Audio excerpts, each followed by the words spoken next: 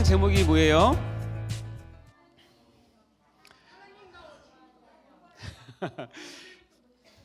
그래요? 오늘 정확히 줄임말은 하나공 특강이에요. 하나공. 자, 읽어볼까? 시작. 하나공 특강. 이거를 하나공인데요. 정확히 하면 이겁니다. 하나님, 나 오늘부터 공부할래요. 자, 붙여서 읽어봅시다. 시작. 하나님, 나 오늘부터 공부할래요. 오늘 특강 제목이 좀 특이하죠. 여기 있는 분 중에 우리 학생 중에서 난 공부가 너무 좋다. 난 공부할 때마다 신난다. 난 공부할 때마다 있어요? 그런 친구들? 없습니까? 나는 공부 없이는 못 살아. 뭐 그런 친구. 정말이에요? 늘 그랬어요. 근데 공부는 말이에요. 원래 피곤한 거예요. 제 말이 아니라 성경 말씀이에요. 자, 전도서 12장 12절 읽어볼까요? 시작. 많은 책들을 짓는 것은 끝이 없고 많이 공부하는 것은 몸을 피곤하게 하느니라. 밑에 보면 어떻게 돼요? 많이 공부하는 걸 뭐한다? 몸을 피곤하게 하느니라. 이거는 인류 역사가 시작된 이래로 진리입니다. 그러니까 공부는 많이 하면 어떻게 된다? 피곤하다. 그래서 여러분이 공부하다 피곤한 이유는 여러분이 이 말씀에 순종해서 그래요. 너무 대단해요. 그러니까 나는 공부가 너무 좋아. 나는 공부가 천성이야. 나는 정말 공부 없이 못 살아. 이런 사람들은 이상한 사람이에요. 성경에는 근데 있긴 있겠죠. 천재 같은 분들은 공부가 적성에 맞거나 그러면 있는데 대부분 사람들은 뭐예요? 많이 공부하는 것은 몸을 피곤하게 한다라고 아예 성경에 적혀 있어요. 자, 그러니까 공부한다는 것 자체가 실은 쉬운 일은 아니라는 것은 여러분 다 경험했을 것이고 여러분 보니까 아주 어린 학생들부터 고등학교 2학년까지 골고루 다 있는데 참 재밌는 거는 여기 한 사람도 공부 안 하는 사람 없죠. 다 공부합니다. 다. 그래서 오늘 공부에 대한 이야기를 좀 하려고 해요. 자, 강사 소개는 아까 우리 조지사님께서 잘 설명해 주셨기 때문에 넘어가도록 하고요. 저는 이름은 이재훈입니다. 목사이기도 하고 의사이기도 하고 또 교수이기도 합니다. 세 개 다 어쨌든 공부에 연관된 직업이라서 그런 것 같습니다. 자, 제가 질문을 하나 할게요. 여러분, 하나님께 가장 크게 쓰신 인물은 구약과 신약을 대표적으로 한다면 누구일까요?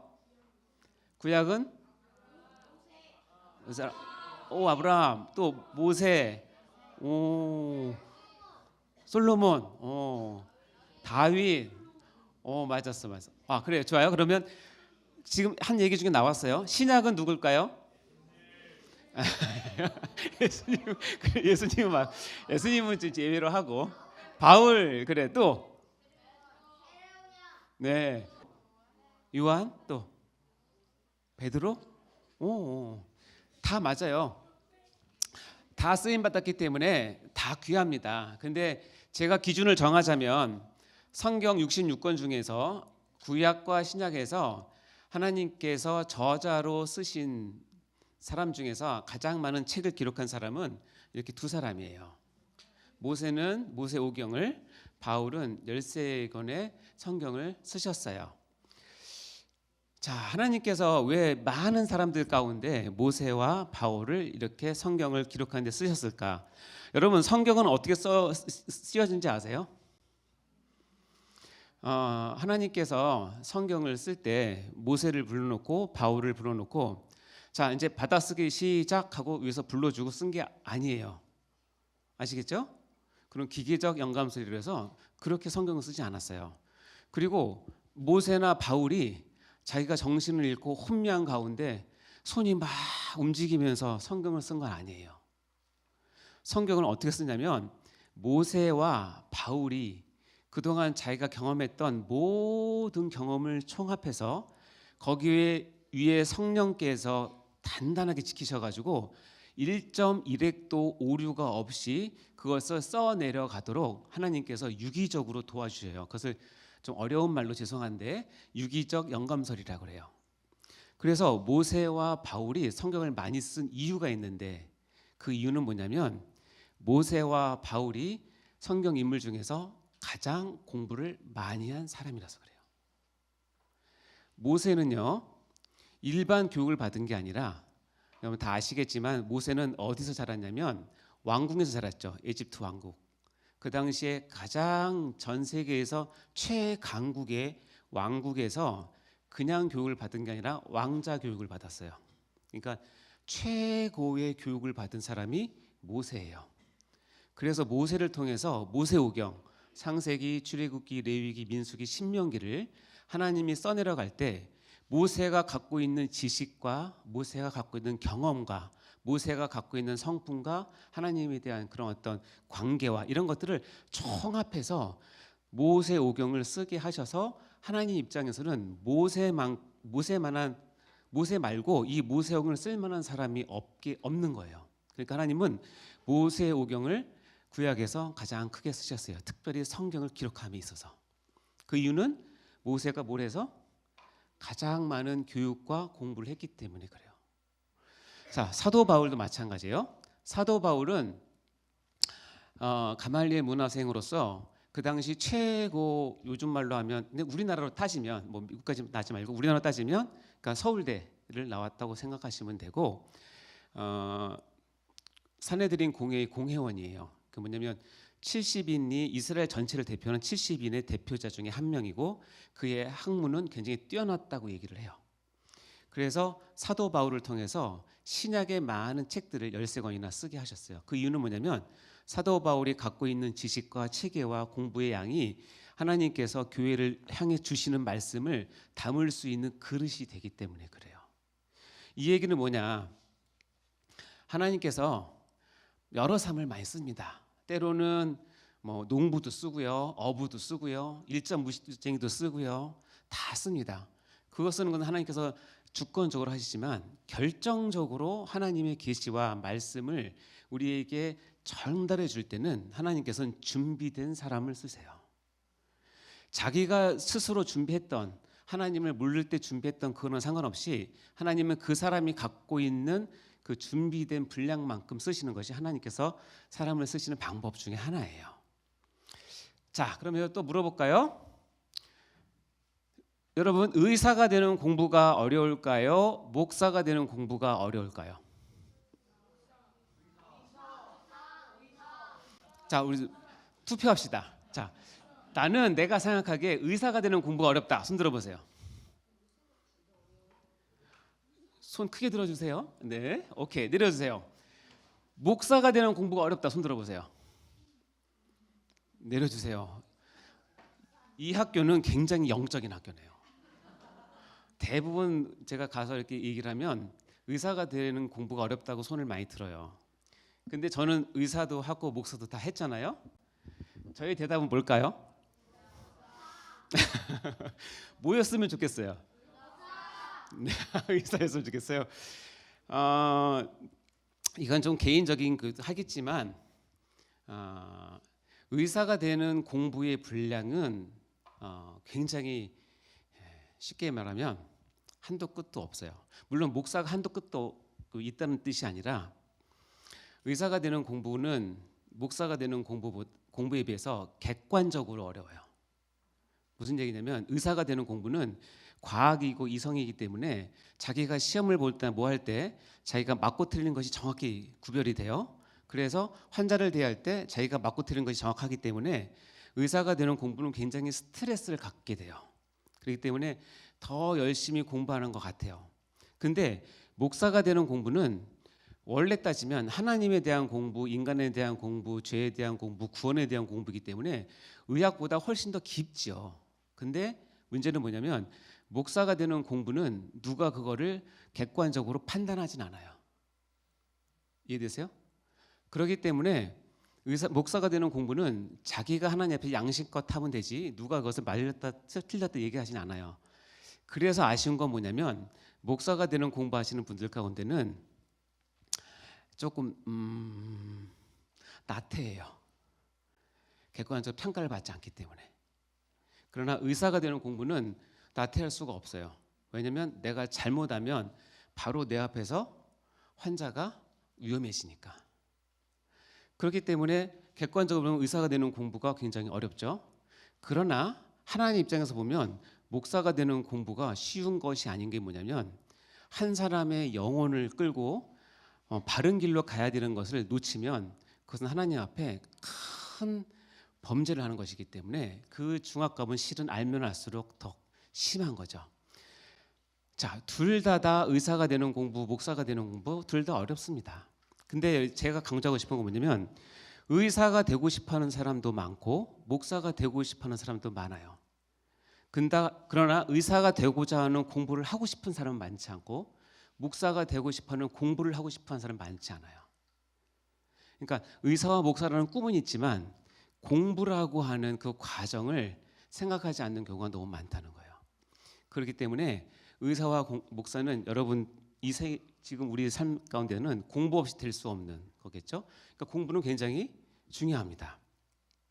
예를 들어 볼까요? 자, 여러분의 선택을 봅시다. 제가 양극단으로 나눴습니다. 의사를 예를 든데 친절하기만 하는 의사가 있어요. 너무 친절해요. 너무 잘해줘요. 그리고 반대쪽에는 의학적 실력만 뛰어난 의사예요. 수술도 잘하고 약도 잘 써요. 근데 굉장히 까칠해요. 그 의사 만나면 막 속상하고 힘들어요. 자, 그러면 여러분은 친절하기만 한 의사를 둘밖에 없다면 친절하기만 한 의사를 찾아가겠어요? 의학적 실력만 뛰어난 의사를 찾아가겠어요? 의학적 실력. 왜? 이유는 뭐니? 왜냐면요. 숨이랑 관련된 거면 의학적 실력만 뛰어난 의사가 더 사용 확률이 높잖아요. 그렇지. 박수 쳐주세요. 맞아요. 의사라고 하는 본질은 친절은 아니에요. 물론 의사가 친절하면 너무 좋지만 의사가 갖고 있는 본질은 뭐냐면 정확한 의학 기술로 의학 지식으로 진단을 해서 환자의 생명을 살리고 연장시키는 것이 본질이죠. 그래서 이 두 개의 질문은 뭐냐면 의사라고 하는 본질이 뭐냐는 거예요. 본질은 뭐냐면 일단은 뭐 해야 돼요? 의학적 실력이 뛰어나서 환자를 살릴 수 있어야 돼요. 의사가 되기 위한 공부의 본질은 뭐냐면 친절한 의사가 아니고 의학적 실력이 뛰어난 의사가 돼야 되는 거예요. 물론 현실에서는 이 양극단은 없어요. 그 중간이 있겠죠. 자, 그러면 이 본질 싸움에서 한 번 더 볼까요? 이번엔 이제 목사님이에요.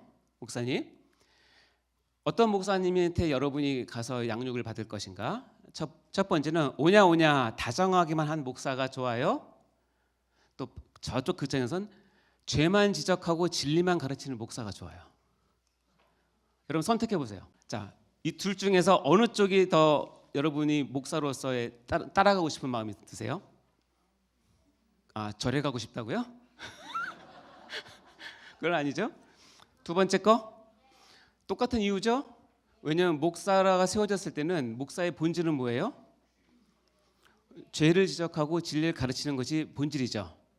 그러나 물론 다정한 것도 좋지만 목사가 공부하는 이유는 저 본질을 잘 갖기 위해서 하는 거예요.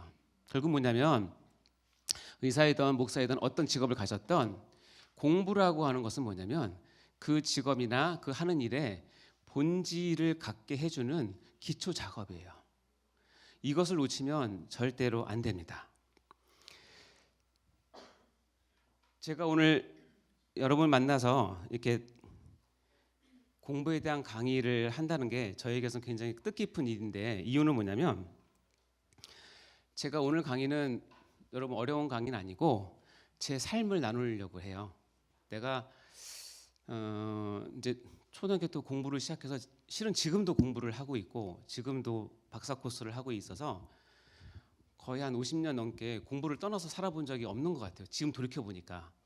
그래서 이 공부가 어떤 건지 저 자신도 이번 강의를 준비하면서 새롭게 한번 생각을 해봤고 제가 의사이기도 하고 목사이기도 하고 또 교수이기도 하면서 공부를 손에 떼어본 적이 없었는데 아까 전도서 말씀처럼 공부는 우리를 피곤하게 하는데도 불구하고 제가 공부하면서 참 행복했던 것 같아요. 그래서 내가 왜 이렇게 행복했는지를 다시 한번 제가 이렇게 보게 되었던 계기가 된 것 같습니다. 그래서 현재 입시라든가 이런 건 저는 잘 모릅니다. 솔직히 말하면 현재 교과 과정도 제가 잘 모르고요. 그래서 따라서 이 시간은 여러분에게 입시 정보를 줄 수 있는 시간은 아니에요.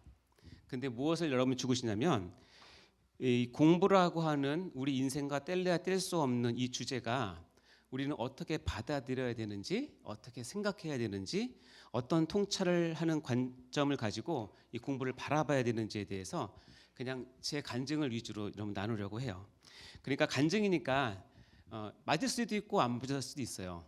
근데 제 간증을 그냥 여러분께 편하게 말씀드리면 혹시 여러분께서 느끼시는 대로 아 공부나 이런 것이겠구나 하고 여러분 스스로 한번 받아들였으면 참 좋겠다 이런 생각이 듭니다. 특별히 하나님께서 공부를 어떻게 바라보시고 어떻게 다루시는지를 배우는 그런 시간이 되었으면 참 좋을 것 같습니다. 자, 그래서 제가 오늘 제 인생 전체를 여러분께 다 이렇게 뭐라고 표현하나 까발린다고 그래야 되나요? 옷을 벗게 됩니다. 저도 이거 설교 가운데 가끔 했지만 이렇게 그냥 집중적으로 한 건 처음인 거라서 제가 초등학교 저희 때 국민학교였는데 제가 국민학교 입학하기 전까지는 공부가 뭔지 몰랐어요. 놀고 아침에 일어나서 놀고 점심 먹고 놀고 저녁 먹고 놀고 저녁 밤중에 놀고 그래서 그때 엄청 놀았습니다. 산과 들을 다니면서 개구리 잡아 먹고 메뚜기 잡아서 튀겨 먹고 치켜 먹고 산딸기 해 먹고 그래서 산도 막 오르고 그러니까 그때 저의 체력이 그때 많이 완성이 된 것 같아요. 그래서 여러분 공부는 체력입니다. 체력 없으면 안 됩니다. 그러니까 여러분 열심히 노세요. 얼마나 놀았냐? 제가 초등학교에 갔는데 제가 한글을 모르는 거예요. 제가 제 이름도 못 썼어요. 초등학교를 처음 가가지고 처음 글씨를 처음 배웠어요. 왜냐면 노는 게 너무 바빠가지고 공부할 시간이 없었어요. 체력을 기르느라 얼마나 놀았는지 하루는 우리 그때 제가 1학년 담임는 선생님이 아직도 기억나는데 그 선생님이 저희 어머님을 만나는 데서 그랬대요. 재훈이가요 참 착한데 이렇게 그리는 시간이 있었는데 너 재훈아 이거 뭐 그리니 했더니 제가 그랬다는 거예요. 유교 이게 뭐야? 그랬더니 유교 그랬대요. 유교가 뭐예요 혹시? 아십니까? 유교가 뭔지 아세요? 유교? 아 비슷한데 내가 그린 그림을 보고 단순히 물어봤는데 유교 그랬다는 거예요. 근데 단순히 도저히 이해가 안 된다는 거예요. 그래서 엄마한테 물어봤어요. 유교가 뭐예요 어머니? 재훈이가 이렇게 얘기했네요. 그랬더니 우리 엄마가 뭐라 했냐면 엄마는 알잖아요 아들의 말을. 아 그건 6.25예요. 저는 6.25를 들은 대로 얘기한 것뿐이에요. 제 초등학교 1학년 수준이 이 정도 수준이었어요. 근데 그런 반면에 제 안에 뭐가 있었냐면 하루는 그 학생들한테 또 초등학교 1학년 그러면 저희 때는 국민학교 1학년 때는 동그라미 그리기, 세모 그리기, 네모 그리기 이런 게 있었거든요. 그리고 이제 조금 지나면 심화학습으로 뭐냐면 별 그리기가 있어요. 별 그리기. 그래서 이걸 별을 이렇게 그려야 되잖아요. 이거 다 그리실 줄 알죠? 근데 저는 이렇게 출발해서 안 만나는 거예요. 그래서 저도 그때가 기억나는데 제가 다른 친구들은 다 이 별을 그리는데 내가 이 못 그리는 걸 보면서 내가 그렇게 울었다는 거예요. 공부는요 근성이 있어야 돼요. 내가 못하는 것에 대해서 그냥 전 어렸을 때부터 그렇게 있었던 것 같아요. 그래서 별표를 못 그리는 것에 대해서 그렇게 서럽게 울었던 것을 부모님 통해서 들으면서 아 내가 그랬었구나. 공부는 근성 없이는 안 됩니다. 자, 두 가지 뭐죠? 체력, 근성 두 가지 필요합니다. 그 후에 저는 이제 초등학교 때는 실은 공부를 왜 했냐? 저는 노는 걸 너무너무 좋아했기 때문에 틈나는 대로 놀았는데 저희 어머님은 채찍과 당근으로 저를 공부시켰습니다. 그래서 시험을 잘 보면 아주 맛있는 당근, 아주 좋은 선물이 있었지만 시험을 못 보면 엄청난 채찍이 있었습니다. 실제 채찍이 아니라 총채와 마대자루 이런 거죠. 많이 맞았습니다. 그래서 솔직히 얘기하면 엄마가 무서워서 무조건 공부를 했고, 저 초등학교 때는 시험이 뭐 딱 분량이 정해 있기 때문에 저희 어머니는 학력이 높지 않으시기 때문에 저에게 뭘 요구하셨냐면 그냥 시험 범위 안에 있는 교과서를 다 외우라고 하셨어요. 그래서 사회가 1페이지부터 15페이지까지면 1페이지 15페이지까지 다 외워야 저녁을 줘요. 그러니까 어떻게 해요? 무조건 외우는 거예요. 암기. 그러니까 어린 나이에는 이해도 못하지만 암기를 했는데 그때 제가 깨달은 거군요. 5학년 때까지 시험을 보면서 암기를 제대로 한 시험은 시험 성적이 잘 나왔어요. 뭐냐면 암기를 하면 말이에요. 이 교과서가 그림으로 찍혀요. 경험해 보셨어요? 그림으로 딱 찍히니까 문제를 내면 이 문제는 이 페이지 오른쪽 아래에 여기 있었는데 그게 알아져요. 그게 초창기 제 공부 방법이에요. 그러니까 암기가 굉장히 중요하고 암기는 그림을 만들기 때문에 우리 뇌의 세포에 딱 선명하게 갑니다. 그래서 어떻게 보면 가장 확실한 효과를 가진 것이 암기이겠죠. 자, 그러다가 그래서 제 초등학교 입학 때는 제가 세 가지를 얘기했습니다. 공부를 하기 위해서는 뭐가 필요하다? 체력, 다음 뭐? 근성, 다음 뭐? 암기. 제가 초등학교 6학년 때 공부에 눈을 뜨는 획기적인 사건이 하나 있었어요. 획기적인 사건. 무슨 얘기냐면 제가 자전거에 꽂혔어요. 초등학교 6학년 때 제 친구 따라서 자전거를 이게 그 당시 돈으로 한 뭐 얼마였지? 한 50원인가 100원 주면 뭐 30분 타기, 40분 타기 이렇게 있었거든요.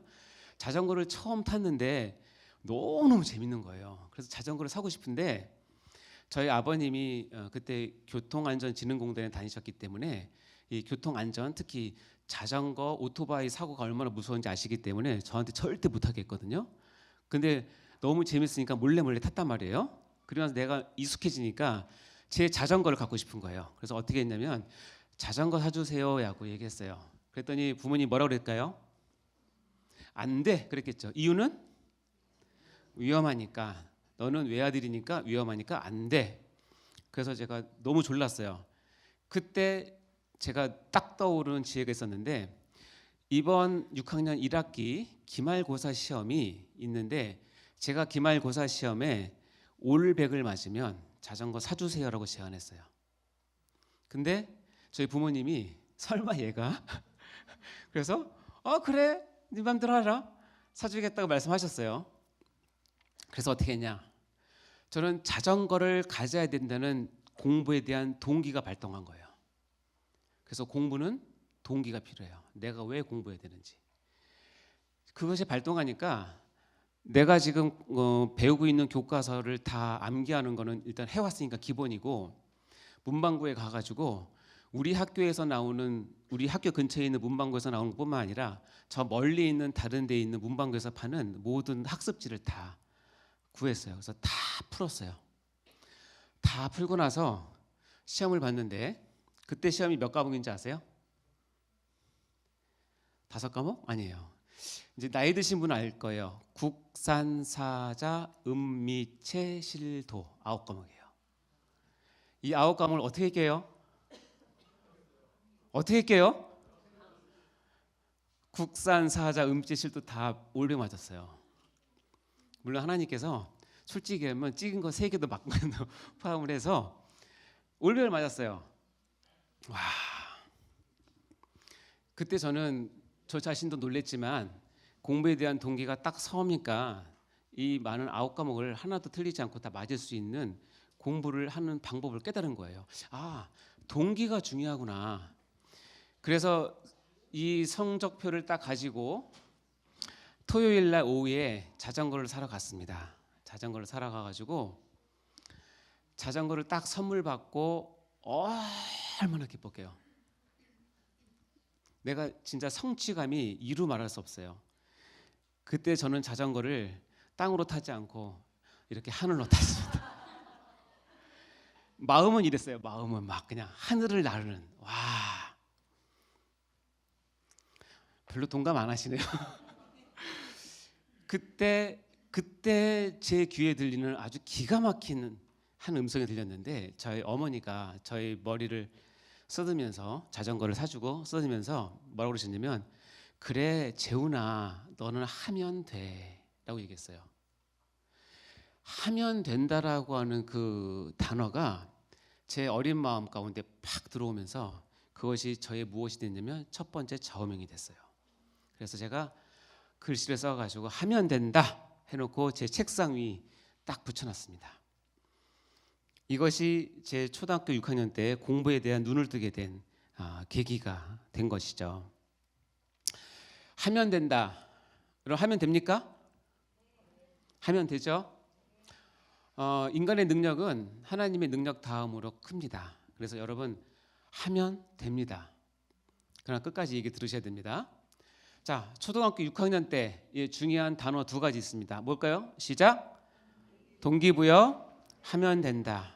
여러분, 공부는 동기부여를 하고 하면 된다는 신념을 가지고 하시면 됩니다. 그래서 제가 이 하면 된다라고 하는 이 스스로의 좌우명을 가지고 이제 중고등학교 때는 정말 열심히 공부했던 것 같아요. 그래서 최선을 다 했던 것 같고, 시험 볼 때마다 뭐 떨어질 때도 있지만 잘 볼 때도 있고 성취감을 맛보게 되고요. 그럴 때는 저희 집이 옛날에 1층이었는데 제가 이제 밤에, 그때는 이제 중학생 정도 되니까, 옛날에는 초등학교 때는 한 10시, 11시만 되면 너무너무 졸리잖아요. 근데 중학생 되니까 공부를 하면서 12시가 넘어가네? 1시가 넘어가네? 2시가 넘어가네? 스스로 놀라는 거예요. 그럴 때 제 라이벌이 제 옆집에 살았거든요. 공부를 하고 있는데 제 옆집에 살고 있는 친구의 대문 소리가 딱 들리는 거예요. 아, 얘가 나 정탐하러 왔구나. 그래서 불을 딱 꺼요. 그때는 불을 딱 끄고 조용히 있습니다. 그러면 걔가 어슬렁어슬렁 들어가는 소리가 들려요. 그럼 불을 켜고 다음에 공부해요. 다음 날 만나서는 제 친구한테 거짓말합니다. 어제 너무 졸려서 10시에 잤어. 뭐 그런 식으로. 이제 그런 게, 공부를 하나하나 하는 것이 그런 맛이 들기 시작한 것이죠. 그러면서 중고등학교 때 제가 느낀 건 뭐냐면, 이 집중이라고 하는 것이 얼마나 중요한지 깨달았어요. 책상에 오래 앉아 있는 게 중요한 게 아니라 집중하셔야 돼요. 지금부터 제가 하는 말들은 저런 사람도 있구나 하고 용서를 구합니다. 제가 자랑하려고 나온 건 절대 아니고, 하지만 거짓말은 아니고 있는 그대로 얘기할게요. 제가 집중을 하면 뭐냐면 소변을 못 볼 정도로 집중을 해요. 집중해서 한두 시간 딱 있는데 방광이 찼어요. 화장실 가야 될 것 같아요. 그리고 화장실 가서 딱 서 있으면 소변이 안 나오는 거예요. 꽉 찼는데 너무 집중하니까. 이제 의학적으로 보니까 이쪽에 너무 집중을 하니까 이쪽으로 가는 자율신경이 혼란을 일으킨 거예요. 소변은 너무 마려운데 공부는 해야 되겠고, 가서 소변을 보고 싶은데 안 나오고. 제가 여러분께 말씀드린 건 뭐냐면, 집중을 하셔야 된다는 거예요. 공부는 많이 있는 시간이 중요한 게 아니에요. 어느 정도 집중하느냐? 저는 소변이 안 나올 정도로 집중을 했는데, 여러분은 여러분 나름대로 최소한 내가 공부하는 1시간 동안에 누가 옆에 왔다 갔다 하는 것을 알면 안 돼요. 실은 어떤 학생은 옆에 앉아서 누가 지나가는지 무슨 말을 했는지 어떤 옷을 입었는지 뭘 하는지 다 알아요. 다 간섭해. 다. 그래서 공부는 엉덩이 힘이라는 말도 있어요. 그 집중을 하셔야 됩니다. 그러면서 제가 이 중고등학교 때 깨달은 게 뭐냐면, 공부하는 요령을 깨달았어요. 뭘 깨달았냐면, 어느 시간에 내가 공부해야 공부가 잘 되는지 여러 번 반복을 통해서, 그리고 시험 보기 전에는 어떤 반찬을 먹어야 시험을 잘 보는지도 알았어요. 이 비법인데, 저는 어떻게 되냐면 불고기 백반에 쌈을 먹으면 너무 집중이 잘 되고 시험을 잘 봤던 게 있었어요. 그래서 이번 기말고사는 4일 동안 봅니다. 그러면 제가 어머니한테 요청을 해요.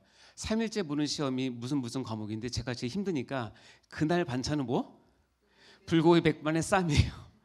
그러면 그것을 먹고 나서 하면 기분이 너무 좋으니까 집중도 잘 되고 공부도 잘 되고 좋은 성적을 얻었던 것 같아요.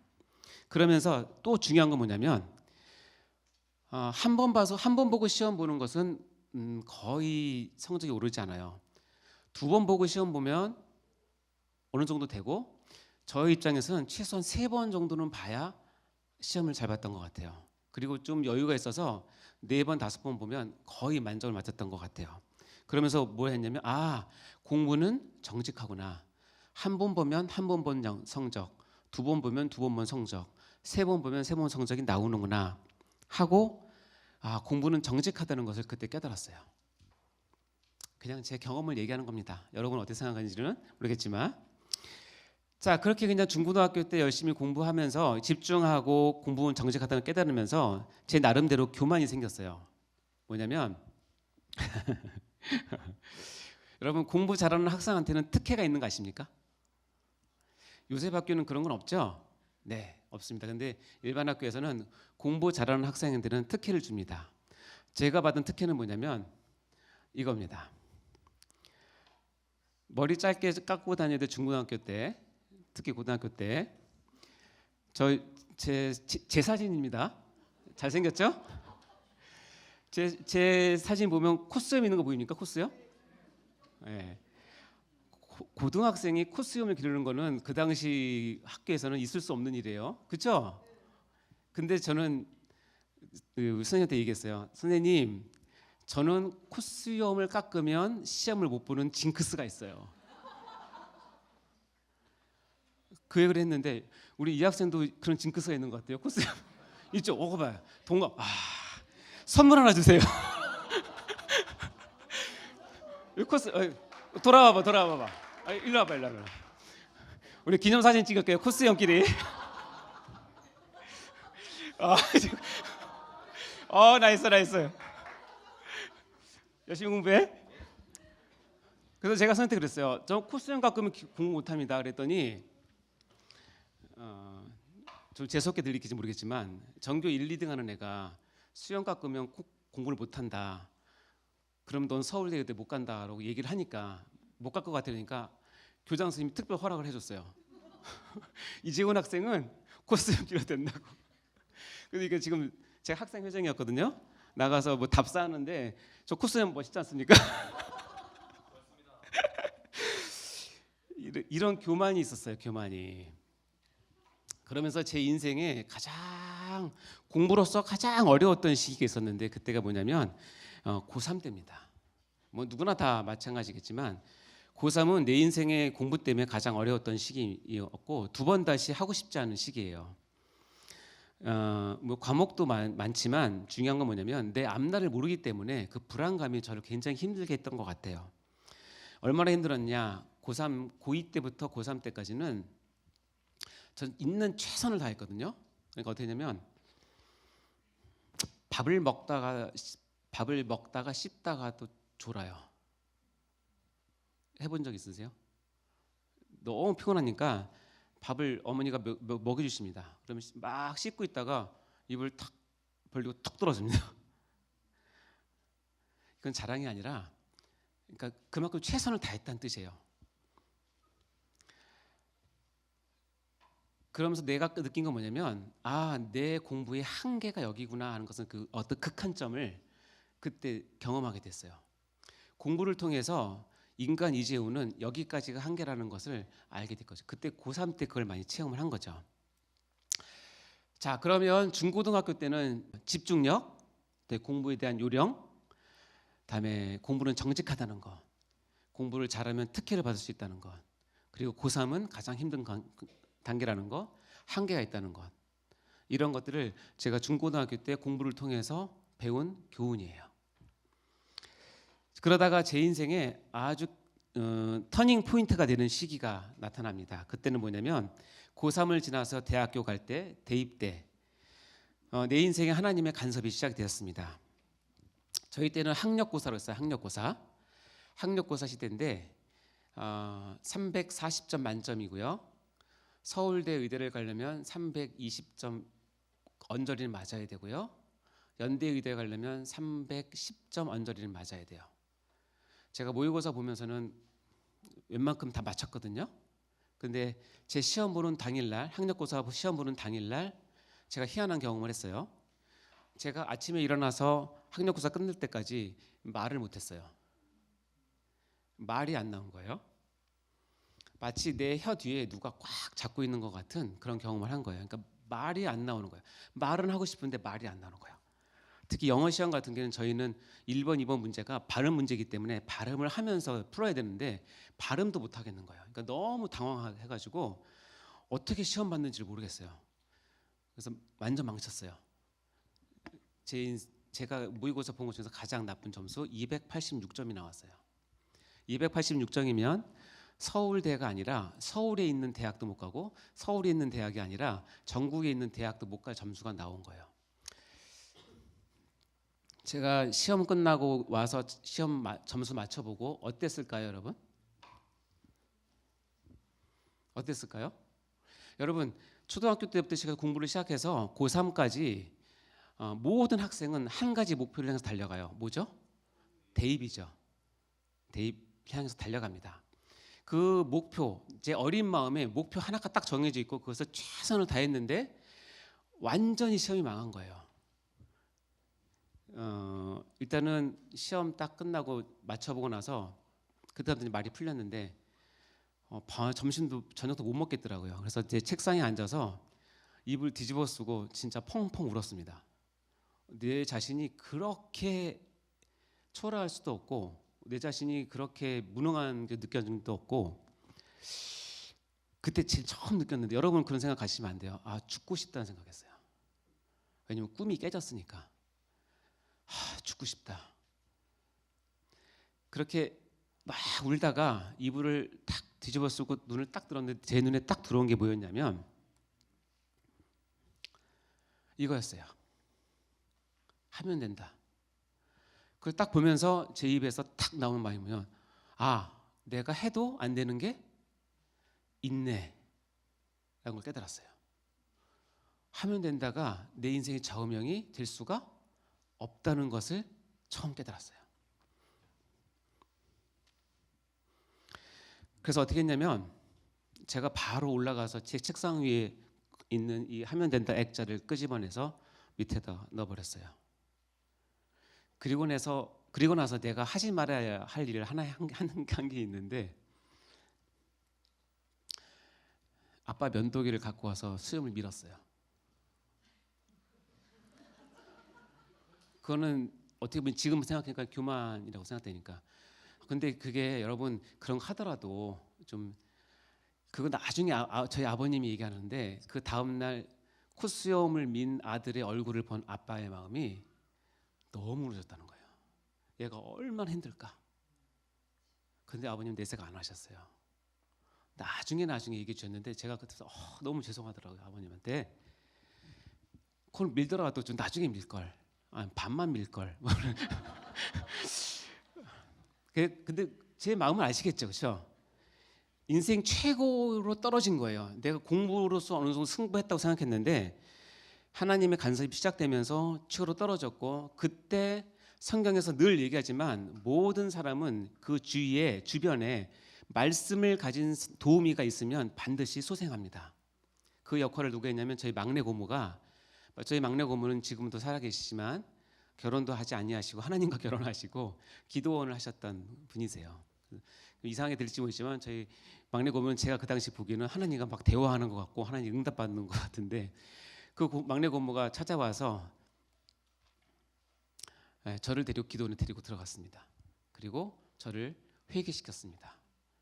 그리고 그 먹성 많은 저를 금식 기도시키고 그러면서 제가 그때 내가 얼마나 하나님 앞에 교만했는지를 그때 깨닫게 됐죠. 그때 금식 두 번째 날 저녁에 밥을 못 먹으니까 그냥 생수 물만 마시고 그때는 3일 내내 물을 안 마셨군요. 그냥 나가서 산책을 하는데 저녁이었는데요. 눈이 왔어요. 눈이 왔는데 기도원으로 들어오는 그 조그만 길에 가로등이 딱 하나 있었는데 그 가로등에 보이는 눈이 이렇게 보였어요. 펑펑펑펑펑펑펑 내리는 거예요. 그때 제가 눈을 들어서 이 가로등을 보면서 눈을 딱 봤는데 눈이 아주 큰 눈이 진짜 하나씩 내리는데 그것이 나에게 막 쏟아지는 것 같은 거예요. 그때 제 마음 가운데 하나님께서 재훈아, 저 눈 하나가 내가 너를 축복하는 눈이란다라는 것을 그냥 이렇게 마음속으로 이렇게 깨닫게 해주셨어요. 그러면서 저 눈을 보면서 엄청 울었어요. 그러면서 눈이 눈에 들어가니까 눈물인지 모르게 그렇게 막 울었어요. 그래서 저는 그 다음부터는 눈만 보면 밖에 뛰어나갑니다. 한동안은. 왜냐하면 그 하나님을 만나고 싶어서. 저는 눈이 너무 좋아요. 눈이 너무너무 좋아요.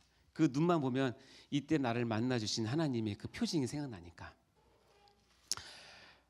자, 그렇게 했는데 그 뒤에 이야기는 하게 되면 이건 뭐 하루를 다 얘기해도 끝이 없지만 어쨌든 연대의대에 제가 들어갔어요. 지금은 또 어떻게 들었는지 모르겠어요. 재밌는 건 저는 286점이었고 1등급이고 체력장하고 논술도 제가 거의 잘 봤는데 학교 그 일간지 신문에는 연대의대 카트라인이 301점에 1등급으로 나왔어요. 근데 저는 286점인데 됐어요. 도대체 모르겠어요. 미스테리예요. 어쨌든 됐습니다. 그리고 나서 제가 그 과정을 겪고 나서 대학에 들어가고 나서 이 과정을 한번 돌이켜 보면서 제가 감사했던 분이 두 분 계세요. 처음에는 우리 어머님이에요. 어머니께 뭘 감사했느냐? 제가 놀기를 그렇게 좋아했는데 어머님께서 채찍을 들고 몽둥이를 들고 총채를 들고 걸레를 들고 저를 때려서라도 자리에 앉혀주신 게 그때 이제 너무 감사한 거예요. 맞을 때는 너무 괴로웠거든요. 심지어는 우리 엄마 아닐 것 같아. 나 정말 주워왔나 봐 할 정도로. 근데 내가 철 들고 나서 내가 의대에 들어가고 나서 내가 하나님 앞에 그 생각해 보니까 내가 공부하는 게 아니라 우리 엄마가 어릴 때부터 이렇게 안 잡아줬으면 난 반드시 놀았을 텐데. 어머니께 너무 감사했고요. 두 번째 감사는 하나님께 했어요. 뭘 감사했냐면 하나님이 그 과정을 통해서 저를 만나 주셨거든요. 그래서 하나님을 진심으로 만나게 되는 과정이 있었는데 그런데도 궁금한 게 그거예요. 왜 내가 의대에 합격했지? 내가 왜 의대에 갔지? 라고 했는데 어느 날 저에게 깨달음을 주셨어요. 이 깨달음을 나누고 싶은 건데 뭐냐면 하나님께서 저에게 그렇게 말씀하신 것 같아요. 재훈아, 네가 중고등 6년 동안에 최선을 다한 모습을 내가 봤다. 그래서 내가 너를 세웠다. 그걸 깨닫고 내가 얼마나 하나님께 울었는지 몰라요. 내가 했던 공부는 실은 286점밖에 안 맞았기 때문에 완전히 산상종원하고 실패했지만 내가 얘기했잖아요. 화장실도 못 가고 소변을 못 볼 정도로 밥을 먹다가도 입을 벌리고 잘 정도로 내 최선을 다한 거는 저 스스로도 그냥 인정이 돼요. 나는 정말 최선을 다했어. 근데 하나님께서 바로 그것을 응답하지 않고 나를 인격적으로 만나주신 후에 그래도 내가 너를 의대에 심어준 이유는 네가 6년 동안 공부해서 최선을 다한 모습을 내가 안다. 여러분, 여러분의 공부는 하나님께서 반드시 보세요. 여러분이 최선을, 지금 결과가 안 나타나도 여러분이 최선을 다하는 그 모습 하나님께서 반드시 보시고 반드시 그것을 보상하십니다. 아멘. 그래서 제 좌우명이 바뀌었어요. 이걸로 읽어볼까요? 시작. 최선을 다한 후에 결과는 하나님께. 한문으로는 진인사 대천명이라는 말이 있긴 한데 그리고 최선을 다한 후에 결과는 하나님께. 이것이 저의 새로운 좌우명으로 바뀌었고 지금도 저의 좌우명이고 여러분께 꼭 알려주시고 싶은 좌우명이 최선을 다하세요. 그리고 결과는 누구에게? 하나님께. 하나님께서 빨리 응답해 주실 수도 있지만 천천히 응답해 주실 수도 있어요. 그러나 하나님은 인격적이시고 사랑이 많으시기 때문에 반드시 기억하십니다. 자, 그러면 이 대입 때 저를 만나신 하나님에 대한 어떤 표제어인데요. 하나님이 간섭하셨다는 거, 제 인생에. 그리고 눈, 아까 얘기했죠. 그리고 감사, 어머니와 하나님께 감사. 그리고 최선을 다한 후 결과는 하나님께. 이것이 제가 대입 때 얻은 공부에 대한 어떤 교훈입니다. 자, 의대 공부를 볼까요? 의대 공부는 여러분이 상상하는 것 이상으로 힘듭니다. 일단은 제가 연대의대 87학번으로서 갔을 때 저희가 178명이 정원이었는데 178명은 178개 학교에 전교 1, 2등이에요.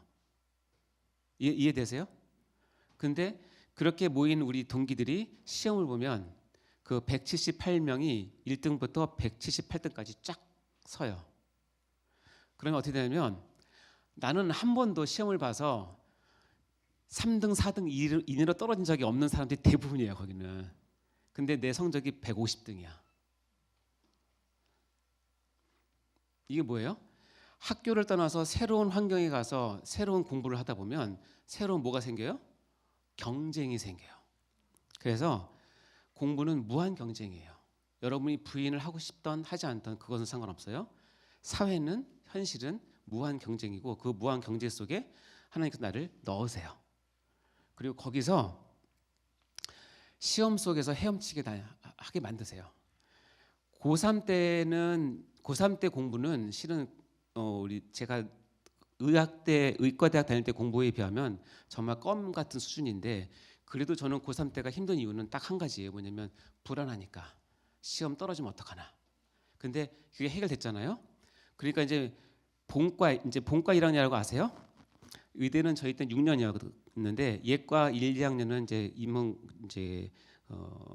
전공이 아니라 그런 문학 같은 걸 배우는 거고 본과 1학년 가면 이제 해부학, 미생물학 이런 것들, 조직학, 약학 이런 거 병리 이런 걸 다 보는데 그때는 시험이 워낙 많으니까 수도 없이 밤도 새고 수도 없이 시행착오를 겪습니다.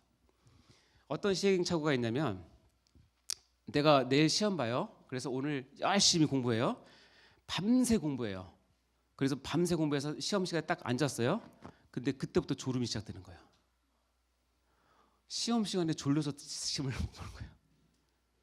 그걸 한번 딱 겪게 되면 시험 보기 전에 최소한 한두 시간은 자야 되는구나 하는 것을 알게 되는 거죠. 그리고 더 재밌는 건 뭐냐면 그 시험을 보는데 수업은 진행이 돼요. 그러면 내가 오늘 수업을 위해서 이 수업을 빼먹잖아요. 이 수업은 다음 시간에 또 시험 봐요. 그럼 어떻게 해요? 수업 하나도 못 듣고 또 시험을 봐요. 이게 무한 반복으로 계속 돌아갑니다.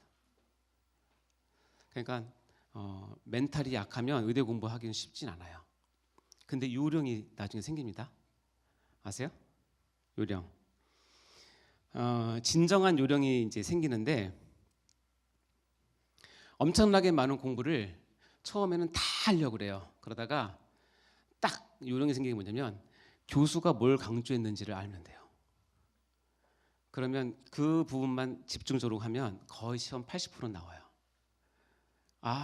선택과 집중이 필요하구나. 자, 공부는 뭐가 필요하다? 선택과 집중이 필요하다. 그것이 진정한 요령이에요. 그러면서 제가 의대 공부하면서 깨달은 건 뭐냐면 공부는 끝이 없구나. 그리고 일반 학문에 대한 경외함과 두려움이 생기기 시작했고 공부 앞에서는 겸손해져야겠구나 해서 깨달았어요. 여러분 공부는 만만한 게 아니에요. 그리고 같은 조건에서 성적이 잘 나온 그런 사람들에 대해서는 여러분 존중해 주셔야 돼요. 그 과정을 다 이겨낸 사람이기 때문에 여러분도 만약 그렇게 한다면 존중받는 것이 맞겠죠. 그래서 공부 앞에서 겸손해지는 나를 발견하게 되고 나를 부인하게 되는 것을 알게 됩니다. 자기를 부인한다는 것이 뭐냐면 내가 이런 것들이 있는데 이런 것들을 받을 권리가 있는 것을 포기하게 되는 거예요.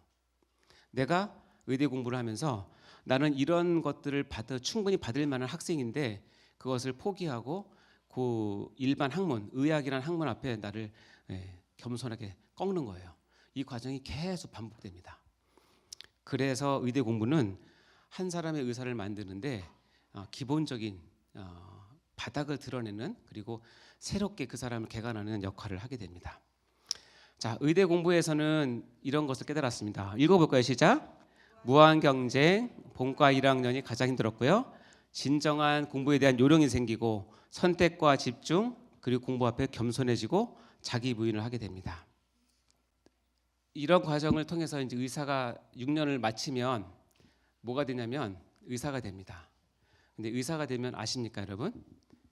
의사가 되면 모든 것을 다 할 수 있는 것 같은데 아는 게 하나도 없어요.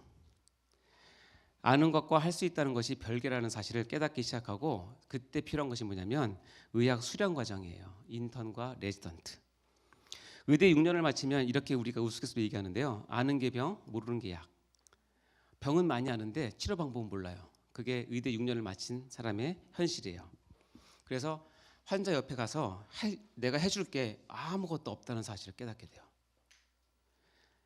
그래서 의대 공부는 본과 1학년이 가장 힘들었지만 의학 수련 과정은 내과 레지던트 1년 차가 가장 힘들어요. 그래서 이것이 세 번째로 내가 가장 힘든 공부인데요. 왜냐하면 여러분, 의대 6년을 공부하고 인턴 1년 하고 레지던트 4년을 했어요. 그러면 의학 수련을 5년 했어요. 5년을 마친 후에 전문의가 되는데, 이 전문의가 되었을 때 비로소 깨닫는 게 뭔지 아세요? 내가 병을 얼마나 많이 알고 내가 무엇을 뭐 잘하고 뭐 수술 잘하고 그런 걸 깨닫는 게 아니라, 전문의를 딱 딴 다음에 깨닫는 건 뭐냐면 내가 볼 수 있는 환자와 내가 봐서는 안 되는 환자를 비로소 구별하게 돼요. 이 과정을 통해서 이 환자는 내가 충분히 보고 케어해 줄 수 있어. 그러나 이 환자는 내가 보는 분은 여기까지고 이것은 또 다른 분한테 넘겨야 되라고 하는 판단력이 생기기 시작한 거예요. 그게 어디서 나오냐면 의학 수련 과정이라는 공부를 통해서 나오는 거예요. 자, 제 느낀 거 이건데요. 읽어볼까요? 시작. 공부는 삶에서, 일터에서, 사역의 현장에서 구현될 수 있어야 진정으로 공부의 열매를 얻는 것이다. 정말 중요한 건 뭐냐면, 여러분이 배운 지식이 머릿속에 있을 때는 여러분에게는 큰 도움이 안 될 수 있는데, 이것이 여러분의 손과 발로 내려가서 여러분의 삶을 통해서 이것이 구현되고 실현이 돼야 비로소 여러분의 공부의 열매를 맺는 거예요.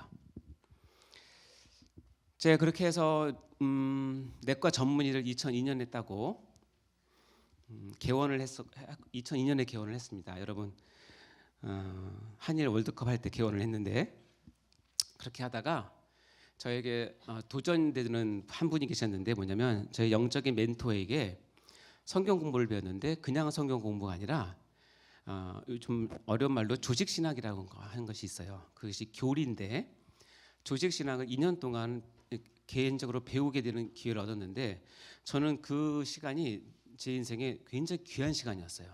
그래서 제가 어떻게 했냐면, 그 같이 스터디하는 그 시간에 그걸 다 녹음을 해가지고, 그 당시는 CD가 있었으니까 그것을 20분 간격으로 다 잘라가서 CD에 다 구워서 차 타고 다닐 때마다 계속 반복해서 들었어요. 그러다가 저희 아버님이 목사님이셨기 때문에 아버님께 부탁을 해서 우리 교회 청년들과 집사님들을 데리고 제가 교리를 한번 가르쳐봤어요. 처음에 가르칠 때는 어떻게 가르쳤냐면, 그 목사님이 들려줬던 것 그대로 토시 하나도 틀리지 않고 예화도 안 바꾸고 그냥 똑같이 가르쳤어요. 근데 너무 놀라운 사실은 뭐냐면, 교회를 10년, 20년 다니시는 분도 그 교리를 들으면서 변화되기 시작하는 거예요. 진정으로 교회가 무엇인지, 하나님이 무엇인지 깨닫기 시작하고 변화되는 것을 체험하면서, 야, 하나님 말씀이 이렇게 가르치는 것이 이렇게 좋구나, 이게 필요하고 하는 것을 깨닫기 시작했어요. 그래서 저는 낮에는 병원에서 원장으로서 일을 하고, 밤에는 이 교리 공부를 나름대로 공부를 해서 가르치기 시작했는데, 한 10년 넘게 가르쳤어요. 너무너무 감사했고, 그러면서 어느 순간 제 마음에 뭐가 떠올랐냐면, 하나님, 혹시 하나님께서 원하시면 저를 말씀을 전문으로 가르치는 사역자로 삼아주시면 안 될까요? 라고 제가 하나님께 기도하기 시작을 했어요. 그 기도의 응답이 2016년에 받았어요. 어디서 받았냐면 저희 청년들과 함께 몽골에 선교를 갔습니다. 선교를 갔는데 몽골의 수도가 울란바토르인데 울란바토르에서 저 남단까지는 고비 사막이라고 하는 한가운데를 쫙 통과를 해야 돼요. 고속도로라고 해봐야 2차선밖에 안 되는데 근데 저희가 그 자정쯤에 거기 도착을 해서 공항에서 빠져나와서 정신없이 가고 있는 깜깜하니까 아무것도 모르잖아요. 우리 팀들이 버스에 타고 딱 가다가 우리 운전기사가 한 3시 4시 됐나 너무 피곤해서 자고 가야겠다는 거예요. 그래서 그냥 길가에 옆에서 나와서 그냥 잤어요. 텐트도 없이 차 안에서 잤어요. 그러다가 제가 아침 일찍 눈을 뜨게 되었어요. 그래서 버스에 내려서 밖에 딱 나왔는데 어떤 광경을 보게 됐냐면 이런 광경을 보게 됐어요. 여러분 수평선 아세요? 수평선 아시죠? 수평선은 바다에서 쫙 있는 거잖아요. 근데 이건 땅이에요. 이걸 뭐라 그러죠? 지평선이라고 그러죠. 지평선을 쫙 펼쳐 있는데 나무 하나 바위 하나 아무것도 없어요. 그냥 지평선. 근데 저기에 지금 해가 막 떠오르려고 하고 있어요. 너무너무 아름다웠어요. 일출이 참 멋있다. 이 광야에서 사막에서 일출을 보는 게 참 좋다라고 생각했는데 저를 놀라게 한 건 뭐냐면 제가 이걸 보고 나서 제 버스 주위를 360도를 이렇게 돌아봤어요. 360도를 이렇게 한 바퀴 쭉 돌았는데 놀랍게 360도 전부가 지평선이에요. 바위 하나 나무 하나 풀 하나 없어. 지평선이에요. 그때 크신 하나님께서 만들어 놓으신 이 우주 가운데 나라고 하는 한 존재가 거기 있다는 것을 발견하게 됐어요. 마음 깊이 하나님에 대한 찬양 그리고 경외함이 나오기 시작했고 그때 하나님께서 제 마음 가운데 이렇게 말씀하셨어요. 재훈아, 내가 널 쓰기 원한다라고. 이것은 이제 내가 의사가 된 거랑 또 별개의 문제겠죠. 그래서 저는 그걸 어떻게 해석했냐면 내가 그동안 기도해왔던 말씀을 전문적으로 맞는 사역자가 되는 것에 제가 준비를 하겠습니다라고 했고 그리고 돌아와서 1년 동안 준비하다가 2018년도에 칼빈대 신대원에 입학을 해서 칼빈대 신대원을 3년 다니게 되었습니다. 그래서 놀라운 건 뭐냐면 제가 10년 동안 교리를 가르쳤잖아요. 나름대로 공부해서 신대원에 갔더니 공부가 너무너무 재밌는 거예요. 제가 그동안 잘 몰랐던 거 이런 것들을 다 책에서 알려주면서 그러니까 쉽게 얘기하면 어떤 기초를 쌓고 왔다고 생각해야 되나? 그러니까 너무너무 재밌는 거예요. 여러분 준비된 공부는 너무 재밌어요.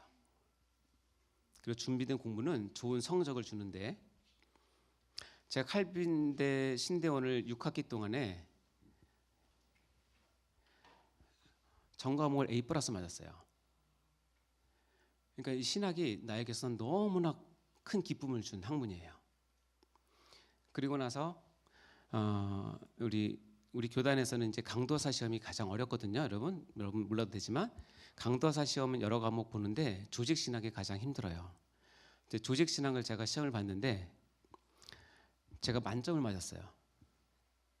근데 이 조직 신학 만점은 그 당시 그 고시 목사님이 저한테 전화 줘서 얘기했는데 자기가 본 20년 이내에는 한 번도 없었대요. 이게 무슨 얘기냐면 여러분이 정말 좋아서 하나님께 쓰임 받아서 하는 공부는 하나님께서 정말 놀랍게 쓰세요. 그리고 너무너무 재밌어요. 그것이 하나님 부르심에 대한 순종에 대한 하나님의 선물이었다고 저는 생각을 합니다. 목사고시는 부르심, 지평선, 사명 감당이라고 하는 주제가 저에게 다가왔습니다. 자, 질문.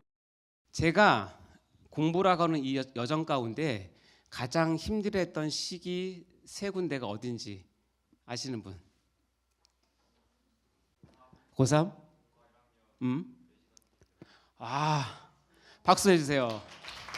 제 공부 여정에서 고3 때와 의대 본과 1학년 때와 내과 내신서 1년차 때가 가장 힘들었어요. 여러 면에서 공부 때문에 힘들었던 시기 세 가지인데 그 이유는 뭐냐면 공부가 힘든 이유가 이거예요. 여러분이 공부가 힘든 이유는 첫 번째는 뭐냐면 불확실한 앞날에 대한 두려움 때문에 공부가 힘든 겁니다. 그러나 이 부분은 여러분이 하나님을 믿음으로 바라보시면 반드시 해결해 주십니다. 그러니까 앞날에 대한 두려움을 갖고 떨고 있으면 아무것도 되지 않아요. 여러분 어떻게 해요? 하나님께서 나를 이끄실 거라는 것을 믿고 나가셔야 됩니다. 아멘. 다음에 의대 본과 일하는 때는 뭐냐면 공부할 줄 몰라서 힘든 시기예요. 모든 것을 다 해야 될 줄 생각 요령 없이 하다가 망치는 경우가 너무 많았기 때문에 이 공부에 대한 요령을 여러분 스스로 터득을 하셔야 됩니다. 아멘. 다음 세 번째 내거 리전트 1년차는 여러분이 배운 공부를 여러분이 실제 현장에서 구현할 때는 배운 것과 실제로 하는 것은 반드시 차이가 있기 때문에 이런 실제적인 부분들은 여러분 최선을 다해서 하셔야 돼요. 그래야 공부의 마지막 열매를 맺게 되는 것입니다. 공부가 힘든 이유 세 가지 말씀드렸습니다. 자, 이제 마무리하도록 할게요.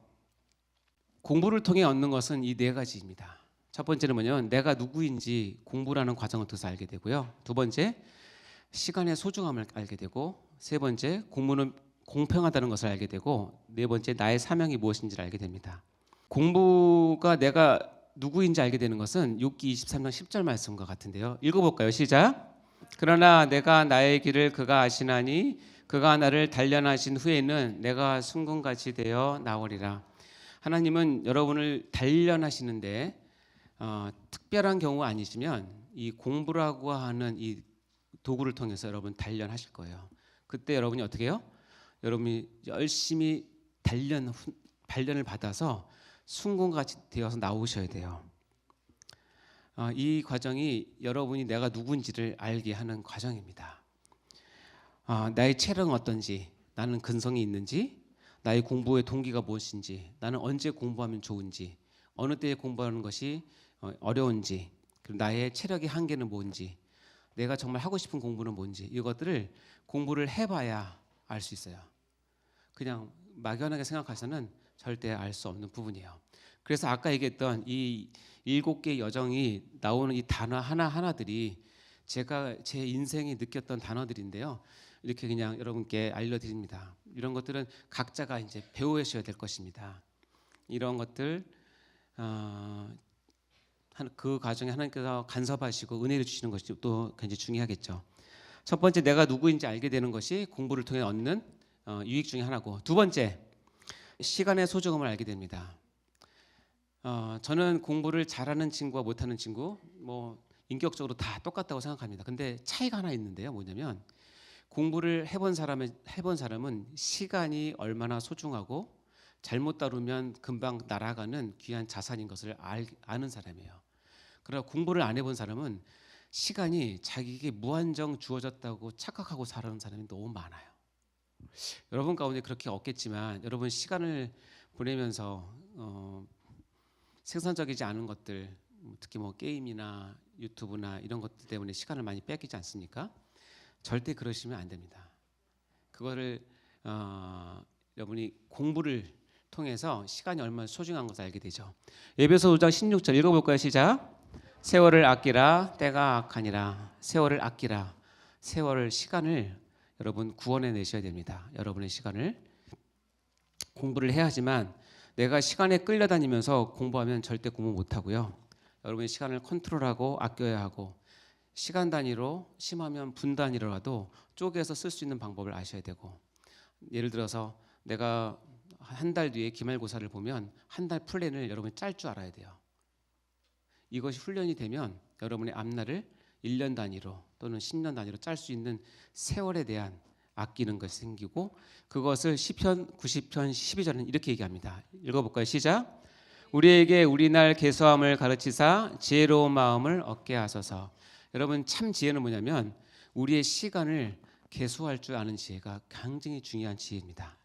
동물과 인간의 차이점입니다. 특히 공부를 통해서 시간에 대한 개념을 얻은 사람들은 자기 인생을 헛되이 사는 사람은 없습니다. 공부가 우리에게 주는 유익 두 번째입니다. 세 번째는 뭐냐면 공부는 공평하다. 아까도 얘기했지만 반복할수록 좋은 성적이 나오고요. 시간을 투자할수록 좋은 성적이 나오고요. 집중할수록 좋은 성적이 나오는 것이 공부는 정말로 공평합니다. 그것을 통해서 아까도 얘기했지만 자기 부인하는 방법을 알게 됩니다. 누가복음 9장 23절 말씀 읽어보겠습니다. 시작. 또 무리에게 이르시되 아무든지 나를 따라오려거든 자기를 부인하고 날마다 제 십자가를 지고 나를 따를 것이니라. 자기를 부인한다는 것. 내가 공부를 통해서 내 자신을 절제하고 셀프 컨트롤을 하고 내가 원하는 것이 있지만 절제를 하고 끊고 이런 것들을 자기 부인을 하는 것을 공부를 통해서 알게 되고요. 그래서 제 십자가를 다 지고 가셔야 되는데 여러분에게 지금 주어진 십자가는 일단 1차적으로는 공부라고 생각하시면 딱 맞습니다. 여러분 예수님은 사랑하십니까? 예수님 별로 안 사랑하십니까? 다시 한번 묻겠습니다. 여러분 예수님 사랑하십니까? 그러면 자기 십자가를 내려놓고 예수님을 따라하는 방법은 절대 있을 수 없어요. 그럼 자기 십자가는 뭐냐? 학생 때는 저는 늘 얘기합니다. 일단은 공부입니다. 하나님이 그 공부를 통해서 여러분을 셀프 컨트롤 시키고 자기 부인을 시키고 시간에 대한 지혜를 주고 여러분이 누군지를 공부의 과정을 통해서 여러분에게 말씀하십니다. 그걸 계시하신다고 얘기하는데 그래서 공부를 등한히 하면 하나님과 나와의 관계에 있어서 얻는 유익의 상당 부분을 놓칩니다.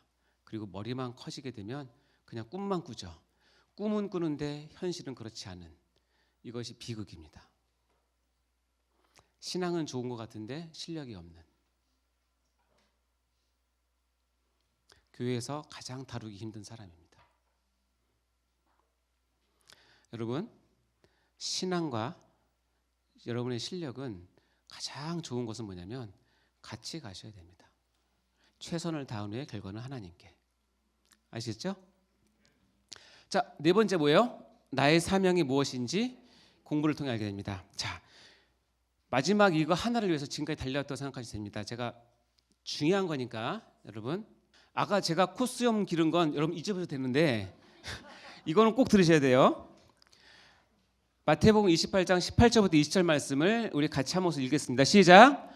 예수께서 나와여 말씀하여 이르시되 하늘과 땅의 모든 권세를 내게 주셨으니 그러므로 너희는 가서 모든 민족을 제자로 삼아 아버지와 아들과 성령의 이름으로 세례를 베풀고 내가 너희에게 분부한 모든 것을 가르쳐 지키게 하라. 볼지어다 내가 세상 끝날까지 너희와 항상 함께 있으리라 하시니라.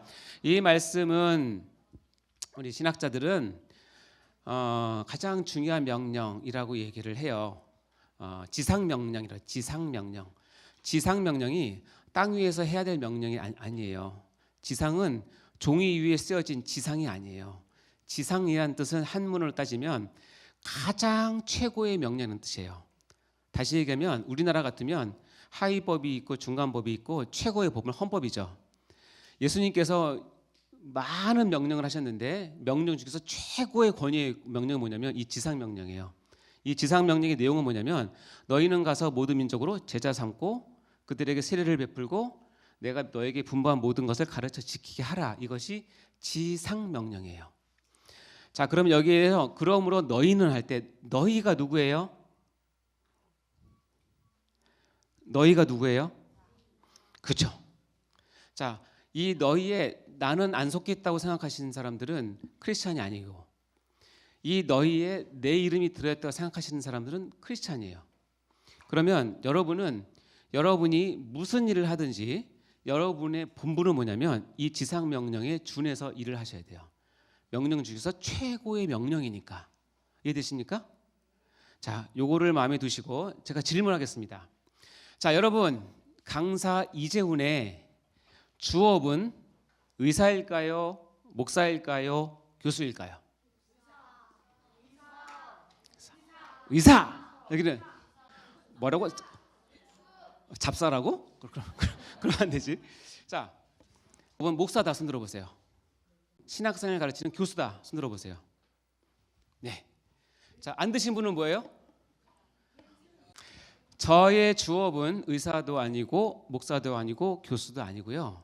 저의 주업은 성경 말씀에 의하면 이 일을 행하는 사람이에요. 저의 주업은 크리스찬 나의 주업이에요. 주업인데 주업을 실행하기 위해서 하나님께서 주신 게 뭐냐면 부업이에요. 저는 좀 특별하게 부업이 세 가지나 돼요. 의사, 목사, 교수. 자, 여러분 주업과 부업이 있는데 포기해야 한다면 주업을 포기해야 돼요? 부업을 포기해야 돼요? 그렇죠. 주업을 잘하기 위해서는 부업도 때로는 내려놓을 수 있어야 되죠. 어리석은 사람은 뭐냐면 부업을 잘하려고 주업을 내리는 사람이에요. 여러분의 주업은 의사도 아니고 목사도 아니고 교수도 아니에요. 대통령도 아니고 아까 저기 보니까 많더라고요. 여러분의 꿈. 그게 왜 중요할까요? 왜 중요하냐면 이 주업을 하기 위해서 중요한 거예요. 주업을 하지 않는데 내가 의사고 목사고 교수는 이것은 어떻게 보면 성직이 아니에요. 많은 사람들이 목사는 성직이라고 생각해요.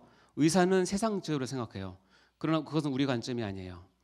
우리가 하나님께서 우리에게 명령하신 지상 명령을 수행함에 있어서 내가 의사로서 그 일을 수행하면 의사도 성직이에요. 거꾸로 얘기하잖아요. 내가 목사의 역할을 하는데 나를 통해서 지상 명령이 안 이루어지고 그냥 목사는 나의 밥벌이라면 절대 목사는 성직이 아니에요. 이것은 여러 부업 중에 여러 가지일 뿐이에요. 저의 주업은 뭐냐면 크리스찬이에요. 저의 주업은 뭐냐면 하나님을 증거하는 거예요. 저의 주업은 뭐냐면 교회를 세우는 거예요. 저희 주업은 뭐냐면 하나님의 영광을 드러내고 하나님의 나라를 확장시킨 것이 주업이에요. 근데 저에게 공부를 통해서 의사가 되게 하셨기 때문에 저는 의사를 통해서 일을 섬겨요. 저에게 또 말씀에 대한 열심을 주셨고 달란트를 주셔서 제가 목사로서 이 일을 섬겨요. 그러다 보니까 기회를 주셔서 신대원에 가서 조직신학으로 우리 후배들을 가르치는 일들에 제가 쓰임을 받아요. 그러나 이것은 내가 주업을 하기 위한 부업이라는 것이에요. 이해되십니까, 여러분? 여러분이 꿈을 반드시 가지십시오. 그리고 여러분 그 꿈을 위해서 노력하십시오. 특별히 공부하십시오. 그러나 그렇게 해야 되는 이유는 뭐냐면 여러분의 주업은 그 자체가 아니라는 거예요. 그렇기 때문에 여러분이 받은 주업을 잘하기 위해서 부업을 잘 관리하는 것이 선한 청직이에요. 그것 중에 한 방법이 공부를 열심히 하는 겁니다. 그래서 하나님에 대해서 사랑하지 않고 하나님에 대해서 열심히 없는 사람이 공부를 열심히 하는 경우는 드물어요. 진짜 공부는 하나님, 내가 이 공부를 통해서 하나님의 이름을 높여드리겠습니다. 저에게 꿈을 주십시오. 내가 무엇을 해야 하나님께서 좋겠습니까? 저는 이런 것들이 좋은데 괜찮겠습니까? 내가 이런 직업을 가도 좋은데 좋겠습니까? 라고 누구한테 물어봐요? 하나님께 물어보고, 그래, 내가 너를 요리사로 세워서 너에게 맡겨진 그 사명을 잘 감당하게 할 거야 라고 하면 그것이 여러분이 가져야 될 가장 중요한 부업이 되는 거예요. 그리고 그것은 주업을 위해서 쓰이는 것입니다. 오늘 강의의 결론입니다. 자, 우리가 한번 크게 읽어볼까요? 시작. 하나님의 부르심에 합당한 사명 감당을 위하여 공부라는 대가를 지불해야 한다. 이것을 알고 공부하고 성취하라. 무엇이 되는가 보다 중요한 것은 나의 주업을 위해 부업을 지혜롭게 사용할 줄 아는 신앙인이 되는 것이다. 아멘. 사랑하는 우리 학생 여러분, 그리고 사랑하는 우리 동역자 여러분, 저와 여러분 지금 이제 강사와 학생으로 만났지만 천국에 가면 저와 여러분은 똑같은 하나님의 형제 자매예요. 똑같습니다. 하나님이 우리를 그렇게 하나로 되게 하셨는데, 제가 50년 동안에 공부하면서 느낀 것들 그냥 두서없이 얘기했습니다. 너무 주관적이라서 이렇게 여러분 죄송한데 그냥 저의 이 모자란 인생을 보시면서 공부가 뭔지를 한번 깊이 생각해 보셨으면 좋겠어요. 그리고 거기에 여러분이 딱 하나님께서 피를 받으면 매진하시기 바라요. 하나님은 절대로 허투리 우리를 보시지 않고요. 우리 부르시면은 후회하심이 없으시고요. 하나님은 실수하지 않으시고요. 우리가 최선을 다해서 당장에 열매가 없더라도 하나님은 기억하셨다가 여러분의 그 최선을 다한 노력에 하나님은 반드시 보답하시고 상급을 주십니다. 그러나 여러분이 그런 하나님을 믿지 않고 시간을 허투루 쓰고 마음껏 쓰고 여러분이 하고 싶은 쾌락을 쫓고 여러분 편한 대로 살고 게으르면 여러분을 통해서 하나님의 영광이 드러나지 않게 됩니다. 그러나 여러분은 그냥 직업인으로 살다가 평생 살다가 그렇게 가실 수도 있어요. 여러분 이제 성인이 되면 자기의 결정에 이제 책임을 져야 되잖아요. 그거 되기 전에 여러분이 트레이닝을 받아야 되는데 뭐냐면 내가 공부를 통해서 하나님을 만나는 방법을 반드시 아셔야 됩니다. 반드시. 내가 화장실을 못 가는 경험도 좀 해보시고 저처럼 그런 과정을 통해서 저는 그래서 공부는 한 사람을 하나님 앞에 세우는 중요한 도구의 하나라고 생각합니다. 자, 나의 결단은 이겁니다. 하나공입니다. 하나공. 자, 읽어볼까요? 시작. 하나님, 나 오늘부터 공부할래요. 최선을 다한 후의 결과는 하나님께 맡기시기 바랍니다.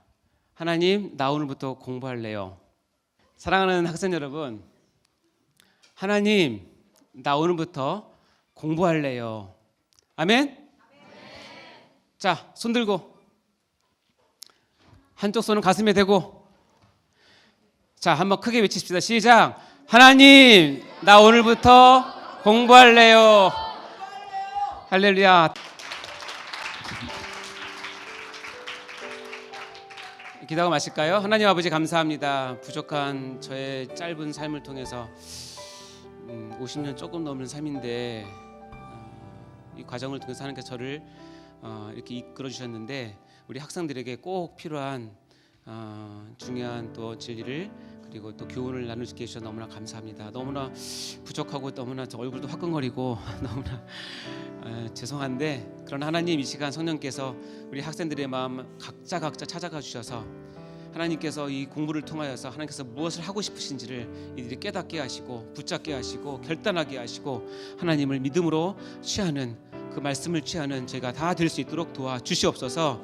하나님, 나 오늘부터 공부할래요라고 하는 이 외침이 호응이 끝나는 것이 아니라 우리 학생들의 마음 가운데 심겨져서 최선을 다하여서 하나님 앞에 정직한 신앙인으로 바로 설 수 있도록 도와주셔서 이곳에서 의사가 나오게 하시고 교수가 또 나오게 하시고 대통령도 나오게 하시고 병원장도 나오게 하시고 외교관도 나오게 하시고 뛰어난 음악가도 나오게 하시고 요리사도 나오게 하시고 아버지와 정말 하나님께 쓰임받는 각종 아버지와 정말 탑 클래스의 아버지와 부업을 가지고 정말 우리의 주업인 크리스찬의 사명을 이루어드릴 수 있는 저희 모두가 다 될 수 있도록 축복하여 주시옵소서. 감사드립니다. 우리를 받아 주옵소서. 예수 그리스도 이름으로 기도합니다. 아멘.